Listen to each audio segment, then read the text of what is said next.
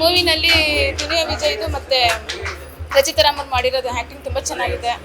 ಪ್ರಜಾಪ್ರಭುತ್ವ ನ್ಯಾಯಾಂಗ ಕಾರ್ಯಾಂಗ ಅಂತ ಎಲ್ಲ ಹೇಳಿದ್ರು ಕೂಡ ಅದನ್ನ ಈಗಲೂ ಕೂಡ ನಡೀತಾ ಇದೆ ಅಂತಂದರೆ ಅದ್ರ ಬಗ್ಗೆನೂ ಒಂದು ಸಿನಿಮಾ ತೆಗೆದಿದ್ದಾರೆ ಅಂದರೆ ಅದನ್ನ ಚೆನ್ನಾಗಿ ಮುಂದುವರೆದು ಅವರನ್ನು ನಮ್ಮ ನ್ಯಾಯ ನೀತಿ ಎಲ್ಲ ಚೆನ್ನಾಗಿ ನಡಿಬೇಕು ಅನ್ನೋದು ನಾವು ಈ ಮುಖಾಂತರ ಫಿಲಮ್ ಮುಖಾಂತರ ನಾವು ಬೇಡ್ಕೊತೀವಿ. ನಾವು ಅದಕ್ಕೆ ಸಹಕರಿಸ್ತೀವಿ. All the best for landline movie. Thank you.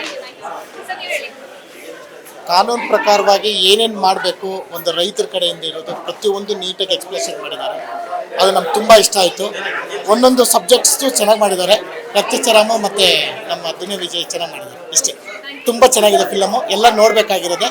ಎಲ್ಲ ಪ್ರತಿಯೊಂದು ಆ್ಯಕ್ಟಿಂಗ್ ಚೆನ್ನಾಗಿದೆ. ಥ್ಯಾಂಕ್ಸ್. ತುಂಬ ತಿಳ್ಕೊಳ್ಳೋದಿದೆ, ನೋಡ್ಬೇಕು, ಎಲ್ಲರೂ ನೋಡಬೇಕು. ಥ್ಯಾಂಕ್ಸ್. ಫಿಲಮ್ ಸಖತ್ತಾಗಿದೆ ಮೇಡಮ್, ಆಸಮ್.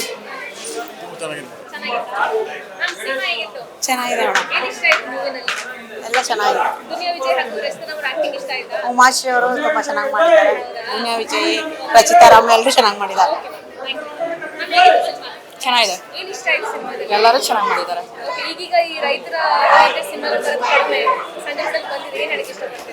ಅದೇ ಅವ್ರು ಏನು ತಪ್ಪಿದಾರ ಅದೇ ಥರ ಮಾಡಬೇಕು ಅನ್ನೋದೇ.